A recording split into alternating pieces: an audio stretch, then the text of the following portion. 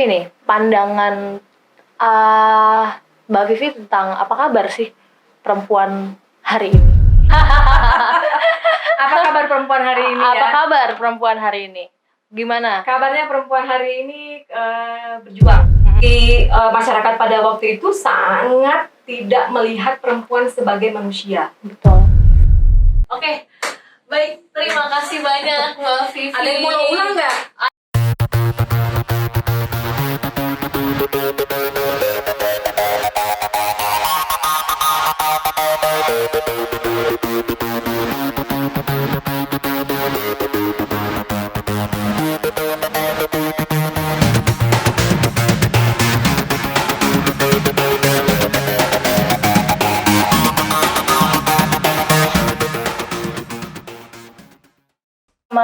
Persatuan Buruh, hari ini kita kedatangan tamu dalam rangka menyambut Hari International Women's Day 2022.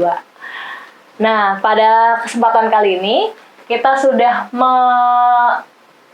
mengundang salah satu tokoh perempuan senior di salah satu lembaga bernama Perempuan Mahardika. Nah, ada Mbak Vivi sudah hadir di studio kita hari ini. Halo. Oke. Perjuangan buruh ya? Persatuan Buruh. Dan kita di channel Obrolan Rakyat, Obrak. Jadi Mbak Vivi adalah salah satu aktivis perempuan dari salah satu organisasi Perempuan Mahardika. Nah, menurut Mbak Vivi nih, pandangan Mbak Vivi tentang apa kabar sih perempuan hari ini? Wah, pertanyaannya berat nih. Apa kabar perempuan hari ini ya? Apa kabar perempuan hari ini? Gimana? Kabarnya perempuan hari ini berjuang. Maksud saya begini. Jadi kita hidup dalam 2 tahun ini ya. Kita hidup dalam situasi COVID. Ini kemudian semakin membuat banyak perempuan untuk bertahan hidup lebih keras lagi gitu. Ya. Sebelumnya juga dia sudah banyak ya, karena semakin kesini sebetulnya semakin banyak hak perempuan yang sudah pernah dimenangkan itu dirampas kembali oleh sistem ini gitu ya. Dan juga di masa COVID ini banyak perempuan yang kemudian terdampaknya lebih banyak. Lebih banyak. Ya, karena itu tadi sebagai contoh misalnya perempuan buruh gitu ya. Dia bekerja sebagai buruh dengan upah yang rendah, dengan kondisi kerja yang tidak baik, dengan perlindungan yang minim gitu ya. Dia bisa bertahan nih. Tetapi ketika COVID itu kan semuanya jadi serba tidak menentu dan dirampas gitu ya. Pekerjaan jadi tidak menentu. Orang bisa di PHK kapan saja, diberhentikan kapan saja. Sementara hidup perempuan harus terus berlanjut gitu ya. Jadi dia juga tulang punggung keluarga gitu. Itu yang pertama. Yang kedua situasi itu tadi ekonomi ya. Di samping ekonomi ada juga situasi lain gitu yang itu membuat perempuan juga dia harus berjuang lebih keras lagi. Yaitu urusan-urusan dengan isu perempuan, yaitu kekerasan gitu ya. Aku selalu mengambil contoh buruh perempuan karena memang Perempuan Mahardika concernnya ke situ gitu ya. Jadi dalam 2019 sebelum COVID itu kan Perempuan Mahardika bikin penelitian tuh tentang KDRT pada buruh perempuan gitu ya. Jadi perempuan buruh ini di tempat kerjanya dia tadi itu aku sampaikan ya, tidak ada kepastian kerja, upahnya rendah, hak maternitasnya dilanggar. Di sisi lain dia juga berhadapan dengan kekerasan di rumah gitu ya, KDRT. Atau di tempat kerja dia juga mengalami pelecehan seksual gitu. Betul. Saya pasti sudah tahu. Jadi seperti itu. Bagaimana sistem yang sekarang ini kita hidup hari ini itu sebetulnya masih sangat kurang untuk memberikan perlindungan terhadap perempuan. Baik itu perlindungan secara ekonomi maupun perlindungan dari berbagai macam bentuk kekerasan dan diskriminasi. Itu yang saya bilang, makanya apa kabar perempuan hari ini berjuang lebih banyak untuk bisa bertahan. Oke. Ini karena tema kita sangat sakral ya, Mbak. Kalau ngomongin perempuan itu kita menjadi mengingat masa lalu gitu, sejarahnya bagaimana Hari Perempuan Internasional itu sebenarnya digerakkan oleh salah satu kekuatan massa, kekuatan buruh perempuan pada saat tahun 1900 sekian lah ya, tahun abad ke-19 awal. Lalu tema Kaplan pernah bilang di dalam bukunya The Socialist Origin itu adalah memang Hari Perempuan Internasional ini ruhnya yang dibawa itu adalah dari perjuangan kaum buruh-buruh perempuan yang waktu itu menolak atau menuntut upah, lalu juga hak berpolitik dan juga hak untuk jam kerja, menuntut jam kerja. Jadi buat teman-teman juga yang ada di channel ini, Hari Perempuan Internasional itu juga salah satu penggagas atau salah satu inisiatornya adalah melalui gerakan perempuan yang banyak dan masif, gerakan massa. Nah, setelah 1 abad lebih nih Mbak, apa sih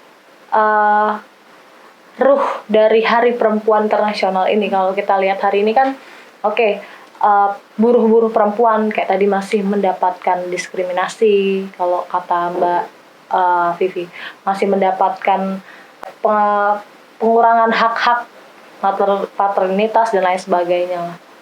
Nah, padahal zaman dulu kita sudah berjuang itu dari zaman 1 abad yang lalu gitu. Terus apa sih Hari Perempuan Internasional ini tuh sekarang buat kita gitu? Kalau bagi saya ya, Hari Perempuan itu besar banget maknanya gitu. Karena tanpa momen itu gitu, mungkin sekarang saya nggak duduk di sini gitu. Mungkin hari ini kita nggak bisa berbicara. Iya, kita mungkin masih ada di dapur gitu ya, tidak punya kesempatan yang sama gitu. Jadi apa yang hari ini terjadi ya, terlepas bahwa kita masih harus berjuang lebih banyak lagi, tetapi apa yang kita nikmati hari ini, saya, Elsa dan banyak perempuan lainnya, itu adalah hasil dari sebuah perjuangan. Dia bukan hadiah gitu ya. Dan perjuangan itu tidak dimulai langsung besar kalau kita baca sejarahnya gitu ya kan. Gelombang feminisme itu kan ada yang paling penting itu kan ada gelombang 1, ada gelombang 2 ya, terus kemudian sebelum menjadi sebuah gelombang itu pengorganisirannya luar biasa sulit ya.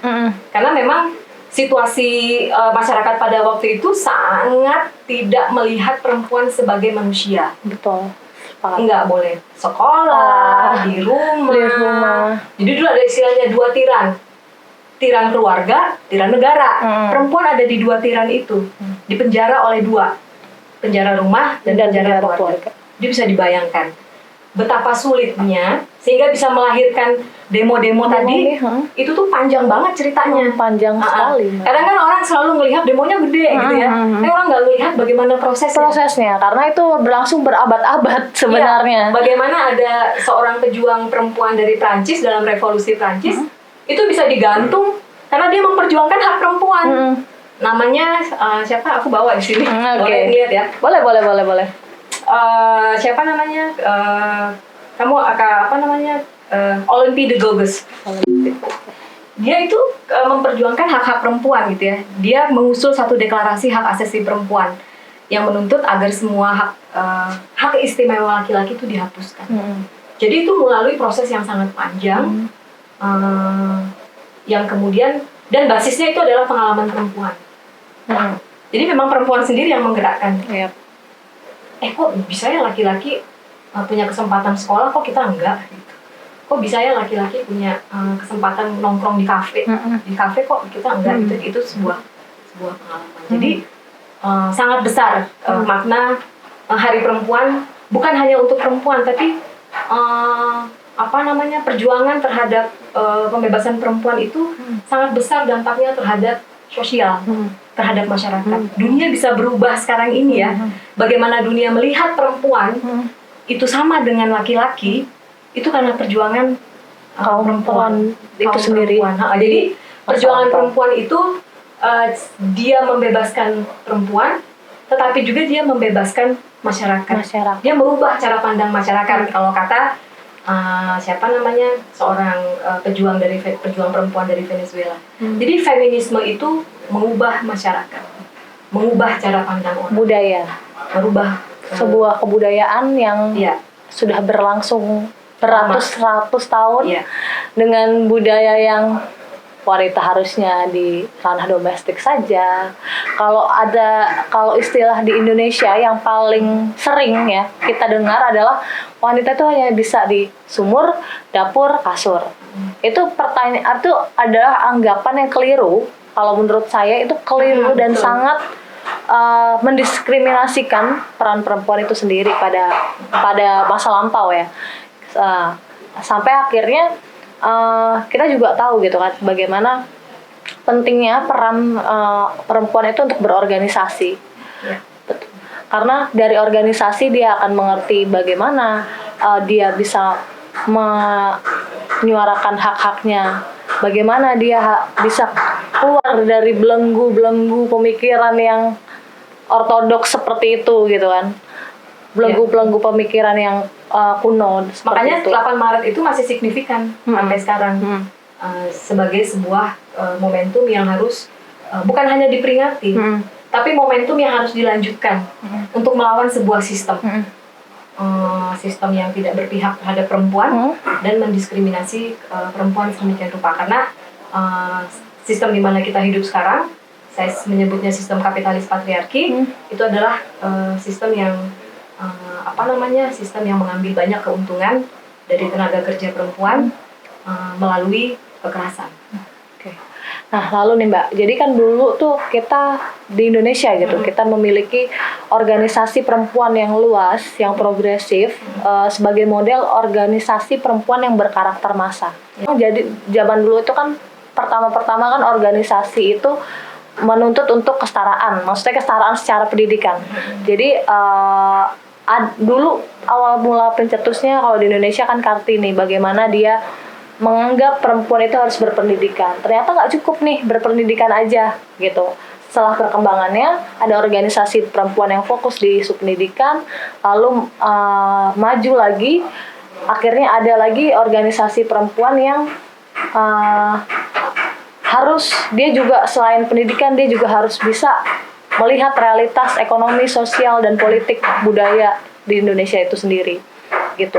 Nah, sudah hampir 24 tahun kita reformasi gitu. Dari keluarnya belenggu otoritariannya Soeharto gitu kan. Zaman dulu kita masih sulit untuk kita berdiskusi atau mungkin ngobrol-ngobrol kayak gini kita akan hilang gitu ya kan, akan hilang atau akan dicari dan lain sebagainya, apalagi kita memiliki kekuatan massa. Nah, kita belum melihat lagi nih Mbak, setelah reformasi 24 tahun kebelakangan ini, karakter organisasi perempuan yang memiliki karakter massa, ada apa itu dengan organisasi perempuan? Ya, sebetulnya nggak juga ya. Jadi gini, kalau kita bicara pergerakan di Indonesia, kita tidak boleh melupakan bagaimana penghancuran gerakan di Indonesia di tahun 65 gitu ya. Bagaimana teror terhadap gerakan rakyat termasuk gerakan perempuan. Kalau teman-teman belajar Soeharto itu ketika di tahun 65 itu ya, penghancuran gerakan perempuan itu luar biasa kejam. Ya, di penjara, mengalami kekerasan seksual, terus kemudian dibunuh, dan bagaimana stigma terhadap perempuan itu dibangun oleh Soeharto. Selama 32 tahun rezim Soeharto kita hidup dalam dalam ideologi ibuisme. Perempuan harus menjadi ibu, menurut suami, terus kemudian menjadi ibu ya, ibu dalam konsep Soeharto gitu. Nah, tidak juga kemudian gerakan perempuan tidak hidup gitu ya. Di masa Soeharto berkuasa, itu aktivis perempuan juga tetap bergerak. bergerak gitu ya. Kalau teman-teman baca sejarah, teman-teman melihat bagaimana teman-teman perempuan juga punya organisasi perempuan di masa Soeharto, di masa yang sulit.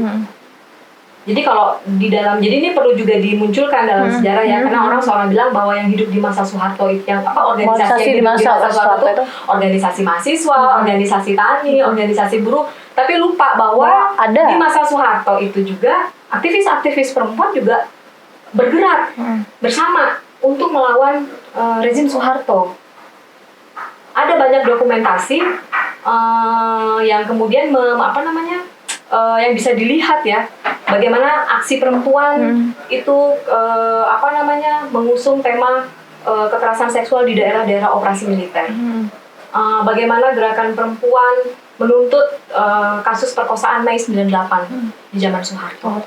Bagaimana kaum perempuan banyak sekali mengusung isu kekerasan yang dilakukan oleh negara selama di zaman Orde Baru. Nah, untuk membangun kembali sebuah organisasi tentu bukan perkara mudah.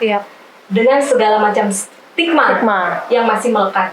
Wah, jangan feminis, kalau feminis itu begini. Hati-hati loh kalau kamu aktif di organisasi perempuan. Kan bukan hanya organisasi perempuan yang dapat stigma, teman-teman yang kiri kan juga mendapat stigma. Hati-hati loh, lo ditunggangi komunis. Hati-hati loh, ini stigma Soeharto itu masih hidup dan masih digunakan gitu. Masih membudaya ya. Masih ada sisa-sisa budaya.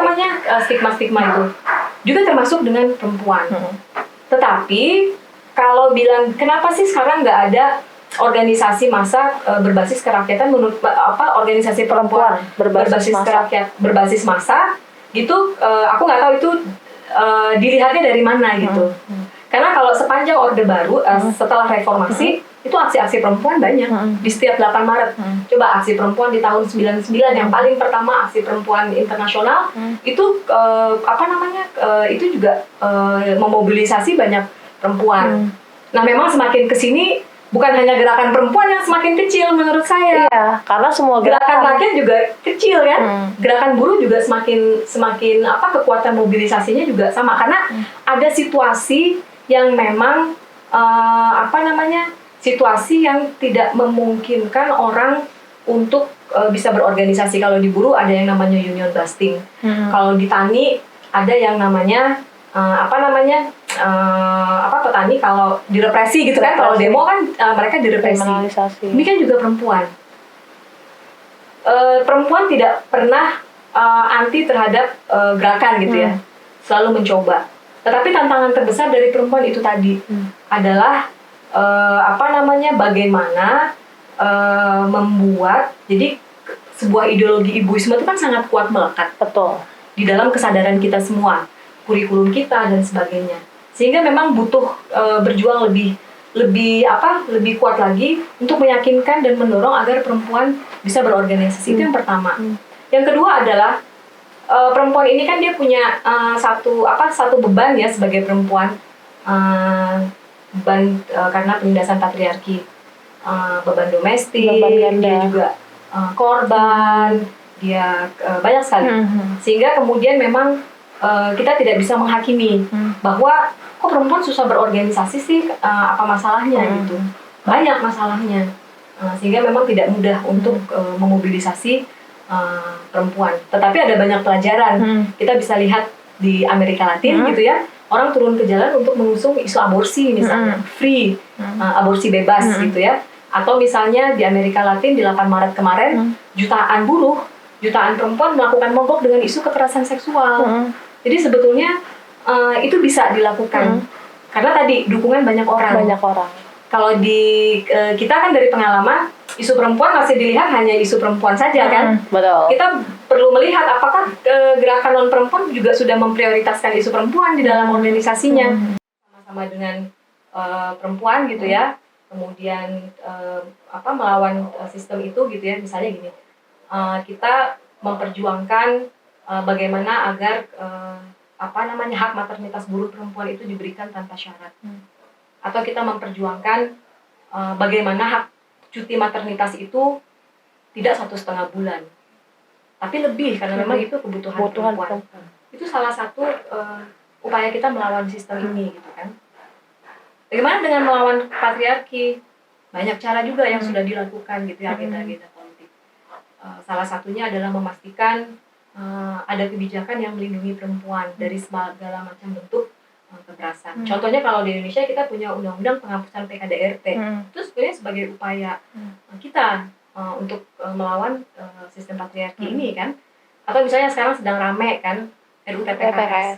Atau misalnya RUU PRT. Jangan salah, RUU PRT ini kenapa dia tidak didukung oleh pengusaha? Karena sebagian pengusaha besar tidak mau memberikan power kepada pekerja rumah tangga. Karena dengan memberikan kata pekerja itu memberikan power kepada manusia.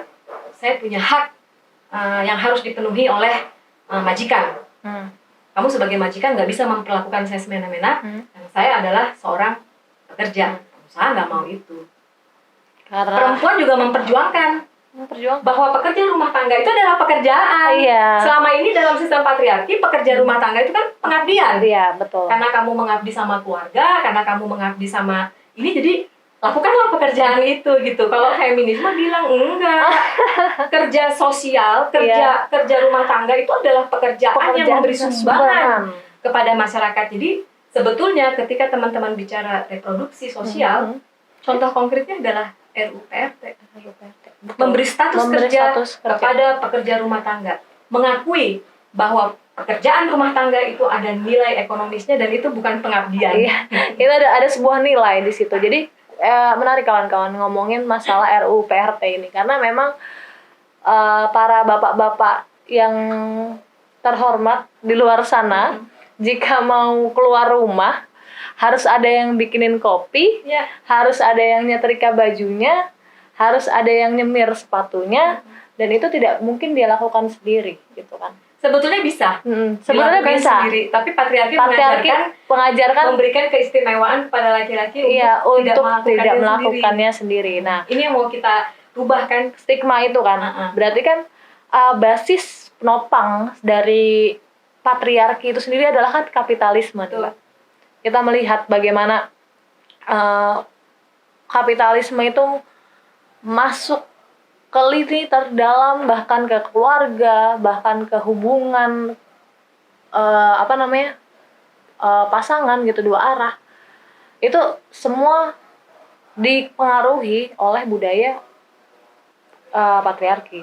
Nah, pertanyaanku nih, selama pemerintahan Jokowi gitu, menurut Mbak, apa yang sudah dan yang belum dilakukan rezim ini untuk perempuan? Kalau yang sudah apa ya? Sulit nih aku nyebutin. Kalau yang sudah ada, tapi bukan perlindungan. Contoh, kita tahu ya selama COVID, kebijakan-kebijakan yang dikeluarkan oleh Kementerian Tenaga Kerja itu kan bukan kebijakan yang melindungi ya, melindungi buruh dan melindungi perempuan. Kita nggak melihat ada satu kebijakan yang melindungi gitu. Terus kalau ditanya lagi apa yang sudah dilakukan dalam hal kebaikan ya? Dalam hal kebaikan kayaknya belum ada ya. Mungkin ada tapi kita nggak tahu. Iya, mungkin kali ya, karena apa kita kurang update kali ya ya. Tapi sebetulnya kalau dilihat secara keseluruhan sistem ini gitu ya, sekali lagi kita mau melihat karena berbicara tentang penindasan perempuan itu kan berbicara tentang sistem dan struktur yang menindas kan. Dia tidak bisa melihat satu kasus gitu. Jadi kita harus melihat. Jadi sebetulnya apa yang sudah diberikan, apa yang belum, sebetulnya lebih banyak yang belum diberikan oleh rezim Jokowi, gitu ya. Khususnya terkait dengan perlindungan terhadap perempuan secara keseluruhan. Aku tadi bilang kita nggak bisa melihat ada satu gini ya. Saya mau ngambil analogi contoh misalnya gini. Seseorang gimana ya? Ketika kita bicara upah gitu kan, kita juga harusnya melihat upah itu dari perspektif perempuan ya. Upah yang ditentukan, ini upah nih, kan rame ini kemarin soal upah upah kayaknya kecil banget gitu. 1,09%. Ya, upah yang ditentukan oleh pemerintah itu sangat tidak bisa memenuhi kebutuhan keluarga buruh gitu ya. Jangankan keluarga, buruh secara individu aja sendiri itu ngos-ngosan dengan hidup seperti itu gitu ya. Nah di satu sisi dengan upah yang kecil dan kemudian dengan sistem kerja yang penuh dengan kekerasan, jadi sistem kerja kita ini kan sistem yang penuh dengan kekerasan ya, termasuk kekerasan seksual itu banyak sekali gitu, faktanya gitu tuh nggak bisa diberikan. Jadi memang apa yang sudah diberikan atau perlindungan yang diberikan oleh sistem ini tuh kalau bisa dibilang hampir nggak ada perlindungan. Nggak ada, karena RUU terhadap semua pekerja perempuan, karena semua perempuan adalah pekerja ya. Iya. Jadi saya tidak bisa lagi bilang bahwa tidak ada perempuan yang tidak bekerja. Semua perempuan adalah pekerja. Mau di mana saja dia bekerja. Mau dia ibu rumah tangga, dia tetap pekerja domestik. Bekerja di rumah. Iya, dia bekerja domestik di ranah domestik. Iya. Jadi perlindungan itu tidak yang diberikan itu tidak komprehensif, dia sedikit. Kalaupun ada sedikit kelihatannya, tapi kalau dilihat lagi sebetulnya nggak ada ya perlindungan itu gitu. Oke. Nah, terus kan nih Mbak, jadi kayak tadi juga Mbak, memang belum ada ya perlindungan atau upaya dari pemerintah untuk segera mengesahkan misalkan RUU TPKS. Gitu kan. Adapun kemarin ada sedikit sih, ini sedikit banget dari sekian banyak undang-undang gitu ya yang disahkan, undang-undang yang ngediskriminasi lah hak-hak. Ini bukan hanya ngomongin hak perempuan, tapi hak laki-laki juga melalui undang-undang KPK, undang-undang Minerba, lalu ada undang-undang revisi Mahkamah Konstitusi, lalu habis itu Omnibus Law. Itu kan salah satu undang-undang yang sangat mendiskriminasi, baik itu untuk perempuan maupun untuk laki-laki. Baik itu untuk seluruh rakyat Indonesia lah. Lalu ada undang-undang Permendikbud nomor 36 tahun 2021. Itu terkait tindak pidana kekerasan seksual, penghapusan kekerasan seksual di kampus. Tapi itu hanya lingkupnya kecil sekali, hanya di lingkup kampus. Lalu akhir-akhir ini kita lihat banyak sekali terblow up-nya kasus-kasus kekerasan seksual, dan itu tidak hanya terjadi di lingkungan kampus saja, di kantor, di perkampungan, lalu juga di pesantren bahkan. Terus banyak lah. Jadi memang dan kita juga mendukung ya disahkannya RUU TPKS, biarpun pada substansinya jika kawan-kawan juga melihat, mungkin aku juga minta pandangan sedikit dari Mbak Vivi. RUU dulu kan namanya RUU PKS, lalu berubah RUU TPKS. Aku sempat baca sedikit tentang sejarahnya dari RUU PKS kenapa bisa menjadi RUU TPKS. Itu ternyata ada beberapa pasal yang dihapuskan, dan itu sebenarnya cukup merugikan untuk perempuan itu sendiri gitu. Beberapa pasal yang dihapuskan dari sejarahnya RUU PKS menjadi RUU TPKS sekarang. Itu kan ada beberapa poin yang dihapuskan dari rancangan undang-undang tersebut. Nah, bagaimana tuh menurut pendapat Mbak Vivi? Jadi RUU ini kekerasan seksual, baik itu penghapusan seksual ataupun kekerasan, itu mengganggu sebuah tatanan yang sudah mapan, yang selama ini menempatkan perempuan sebagai objek seksual. Terus dia terkejut tuh, gila, ini mau dijadikan undang-undang, berarti ini sesuatu yang salah, berbahaya, mengancam bagi tadi sebuah masyarakat yang sudah mapan sekali, sistem yang sudah mapan sekali. Menganggap bahwa perempuan itu adalah objek seksual, dicolek nggak apa-apa,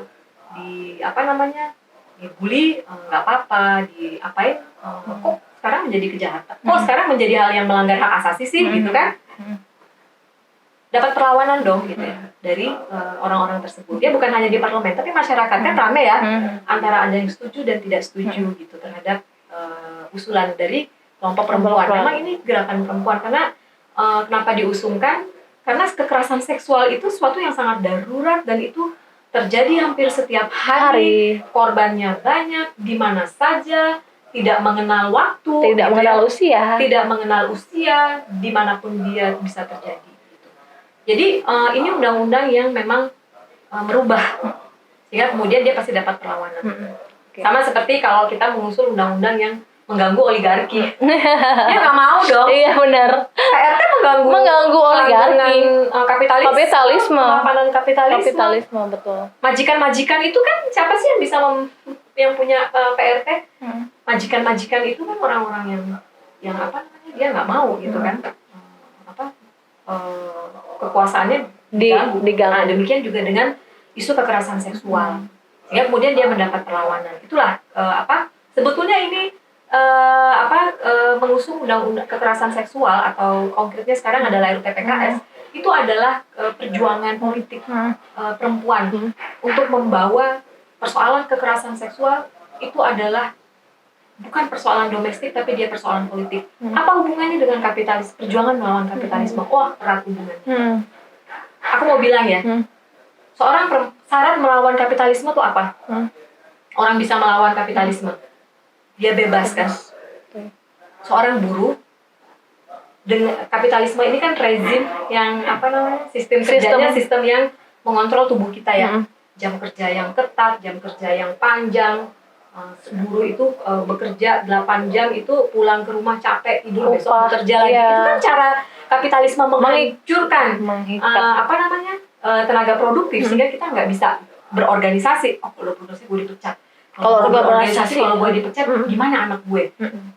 Kapitalisme kan membangun itu kan, sehingga kemudian buruh. Nah, perempuan demikian juga, sama. Kekerasan seksual, ketika perempuan hidup dalam kekerasan, dia tidak setara, dia nggak punya daya untuk kemudian berjuang untuk yang lain, karena kekerasan itu kan menghancurkan hidup perempuan kan. Seorang perempuan yang atau siapapun yang menjadi korban kekerasan seksual itu itu menghancurkan hidupnya. Jadi kalau perempuan itu bebas dari kekerasan seksual, maka dia untuk terlibat di dalam perjuangan atau dalam organisasi itu jauh lebih besar. Itu maksud saya. Jadi erat sekali hubungannya. Kenapa sih kekerasan seksual ini pentingnya bagi perjuangan untuk melawan sebuah sistem yang lebih besar lagi?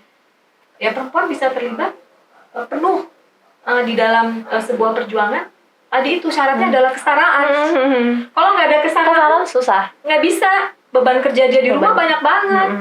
Harus dihilangkan beban kerja ini. Betul. Agar perempuan bisa bebas pergi keluar rumah tanpa takut dimarahi, tanpa takut dipukuli, tanpa takut di stigma, tanpa takut kehilangan pekerjaan.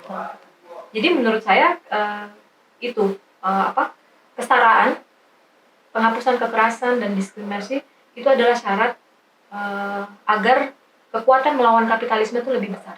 Poin yang dihapuskan dari rancangan undang-undang tersebut. Nah, bagaimana tuh menurut pendapat Mbak Vivi? Iya, betul. Jadi pertama saya mau bilang ya, itu tadi kita ketika kita berbicara sistem kan kita berbicara orang-orang yang di dalamnya. Siapa sih orang-orang yang di parlemen gitu. Ketika kita bicara tentang hak perempuan untuk bebas dari kekerasan seksual, kita berhadapan dengan orang-orang yang ini apa sih gitu kan? Kita patriarki pasti ini apa sih gerakan ini apa sih perempuan kok menuntut hal-hal yang itu adalah domestik, kan orang menganggap kekerasan seksual itu persoalan perempuan saja, persoalan domestik gitu ya. Sehingga kemudian itu tentu akan mengganggu. Jadi RUU ini kekerasan seksual, baik itu penghapusan seksual ataupun kekerasan, itu mengganggu sebuah tatanan yang sudah mapan, yang selama ini menempatkan perempuan sebagai objek seksual. Jadi dia terkejut tuh, gila ini mau dijadikan undang-undang, berarti ini sesuatu yang salah, berbahaya, mengancam bagi tadi sebuah masyarakat yang sudah mapan sekali, sistem yang sudah mapan sekali. Menganggap bahwa perempuan itu adalah objek seksual, dicolek nggak apa-apa, dibully nggak apa-apa, diapain kok sekarang menjadi kejahatan, kok sekarang menjadi hal yang melanggar hak asasi sih gitu kan. Dapat perlawanan dong gitu ya dari orang-orang tersebut. Ya bukan hanya di parlemen, tapi masyarakat kan rame ya, antara ada yang setuju dan tidak setuju gitu terhadap usulan dari kelompok perempuan. Memang ini gerakan perempuan karena kenapa diusungkan? Karena kekerasan seksual itu sesuatu yang sangat darurat dan itu terjadi hampir setiap hari, korbannya banyak, di mana saja, tidak mengenal waktu, tidak gitu mengenal ya, usia, tidak mengenal usia, dimanapun dia bisa terjadi. Gitu. Jadi ini undang-undang yang memang merubah, sehingga kemudian dia pasti dapat perlawanan. Sama seperti kalau kita mengusul undang-undang yang mengganggu oligarki, dia nggak mau dong. Iya benar. PRT mengganggu kelanggengan kapitalisme, kemapanan kapitalisme. Majikan-majikan itu kan siapa sih yang bisa yang punya PRT? Majikan-majikan itu kan orang-orang yang apa namanya, dia nggak mau gitu kan, kekuasaannya diganggu. Nah, demikian juga dengan isu kekerasan seksual, sehingga kemudian dia mendapat perlawanan. Itulah sebetulnya ini mengusung undang-undang kekerasan seksual atau konkretnya sekarang adalah RUU-PKS itu adalah perjuangan politik perempuan untuk membawa persoalan kekerasan seksual itu adalah bukan persoalan domestik tapi dia persoalan politik. Apa hubungannya dengan kapitalis, perjuangan melawan kapitalisme? Wah, erat hubungannya. Aku mau bilang ya, syarat melawan kapitalisme itu apa? Orang bisa melawan kapitalisme, dia bebas kan?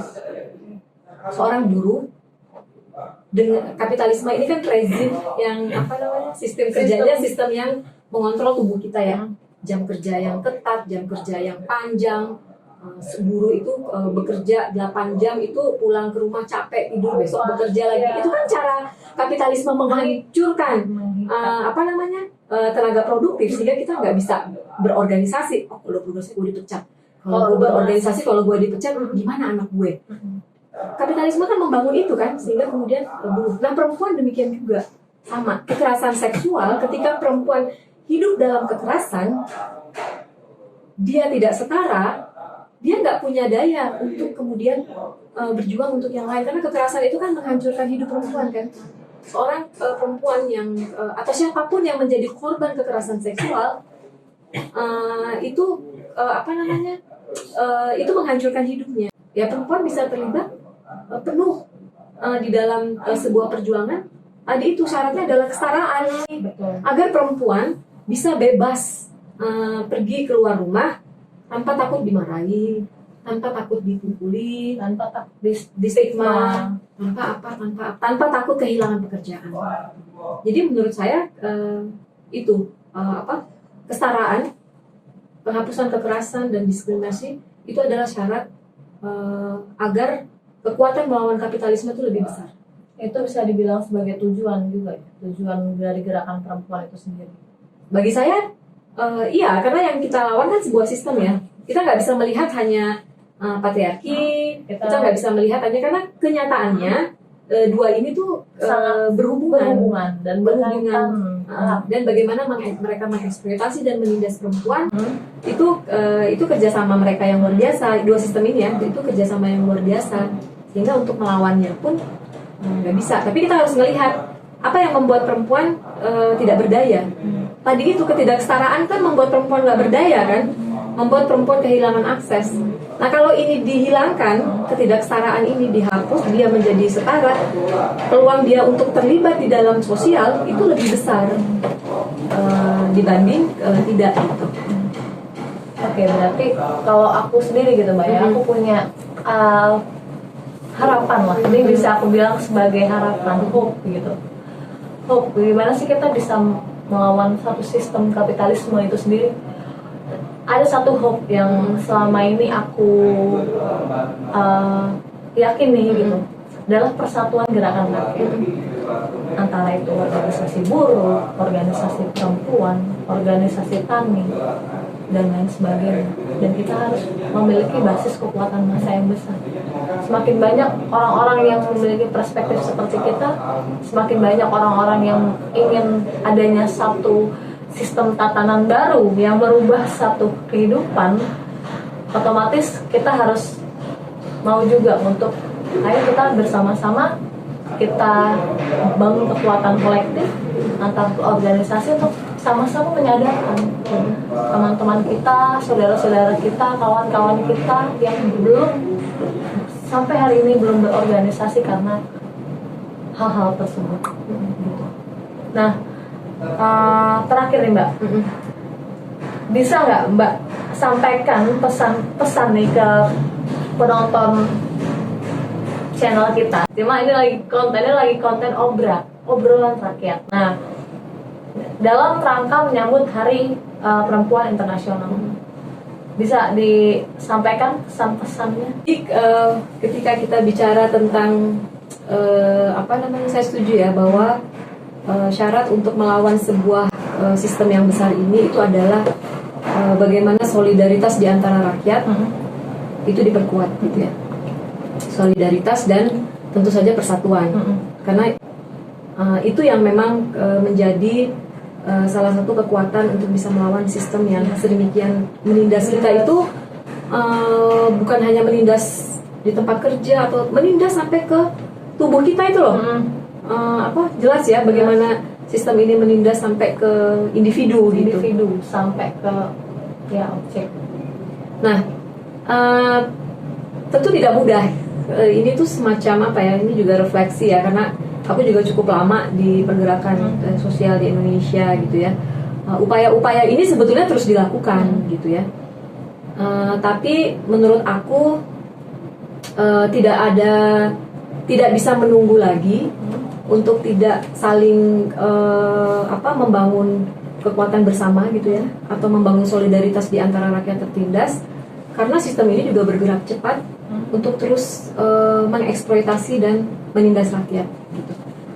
Jadi saya rasa sih sudah tidak perlu banyak alasan lagi ya untuk meyakinkan orang untuk tidak bersatu gitu. Karena sistemnya itu semakin hari juga semakin kuat menindas kita gitu. Jadi mari kita perkuat persatuan dan solidaritas di antara semua rakyat yang tertindas, dan juga membangun solidaritas internasional, karena penindasan ini kan penindasan yang global ya. Dan kita harus selain kita mempererat di nasionalnya, kita juga harus memperkuat di nasional. Karena sistem yang kita lawan itu bukan dialami oleh bangsa Indonesia saja ya, seluruh bangsa di dunia mengalami itu. Dan kita harus bangun gerakan solidaritas, gerakan itu seluas-luasnya. Oke, baik, terima kasih banyak Mbak Vivi. Ada yang mau ulang?